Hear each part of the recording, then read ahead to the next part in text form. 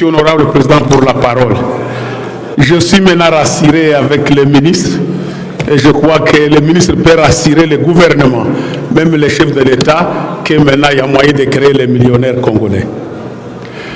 Je voudrais dire au ministre que c'est possible. Avec cette loi, je crois que même la sous-traitance devrait être insérée dans le contenu local.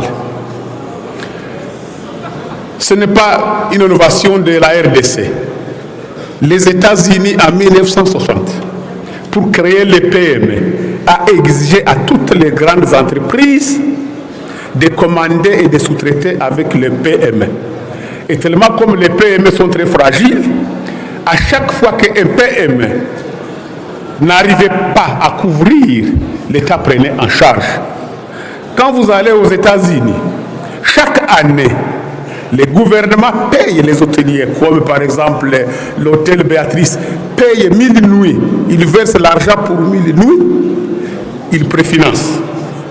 Je crois qu'en demandant aux entreprises qui viennent investir ici, de s'associer avec les Congolais, eux-mêmes seront contents. Nous sommes en train de promouvoir les produits extérieurs ici.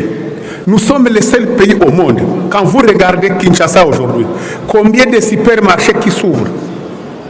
À 100 mètres, nous avons au moins 2 à 5 supermarchés. Quand vous allez dans les supermarchés, vous avez au moins 10 guichets. Et dans les 10 guichets, c'est rempli de clients. Quels sont les produits locaux qu'on va dedans? Ce sont les produits importés. Nous sommes en train de promouvoir les industries extérieures.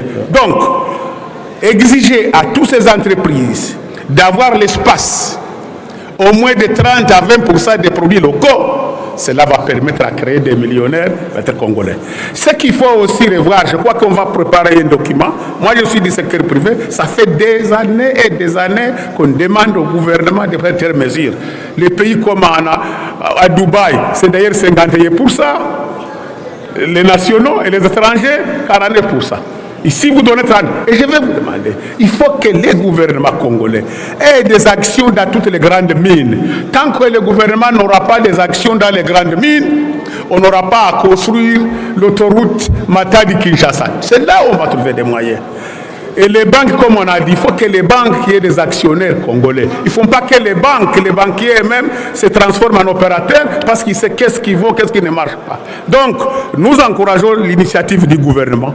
Si par chance vous avez au moins 3 à 5 cas, un mandat de ministre de PME, avec la politique que vous menez, nous pensons et nous sommes sûrs que les gouvernements vont le voir. Regardons aussi pour la sous-traitance. Je voudrais qu'on fasse, que les bureaux de l'Assemblée nationale diligentent une mission d'enquête, qu'on regarde chez ARSP. Si vous regardez sur la liste, sur les 6 milliards de dollars, il n'y a que seulement 5 à 4 provinces qui ont intervenu. Lualaba, Ogatanga, Kinshasa, Owel. Pour quelle raison? Il faut donner la chance à tous les Congolais, que toutes les entreprises, que toutes les provinces puissent compétir. Ils ne vont pas exiger que pour être un fournisseur et sous-traitant, il faut avoir l'agrément de ARSP.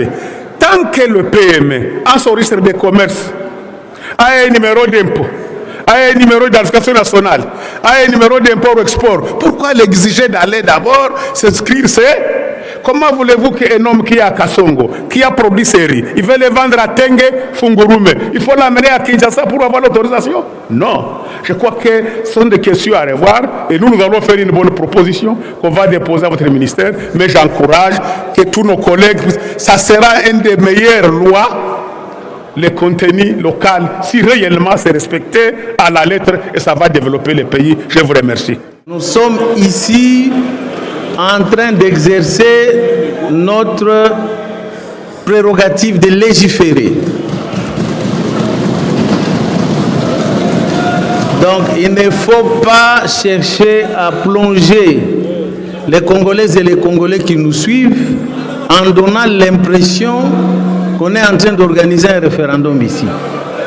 L'objet de ce texte aujourd'hui, c'est de doter la République d'un texte qui permettrait à notre population souveraine primaire de s'exprimer sur des questions importantes de la vie nationale. Si l'opposition ne veut pas que le peuple s'exprime, elle est libre de sortir de la plénière Mais nous, quant à nous, nous pensons que notre Constitution, qui a prévu cette disposition, l'a fait pour permettre aux souverains primaires de pouvoir s'exprimer autour de ces questions importantes. Donc, en toute sérénité, nous allons poursuivre nos travaux, chers collègues. Abonnez-vous dans notre chaîne.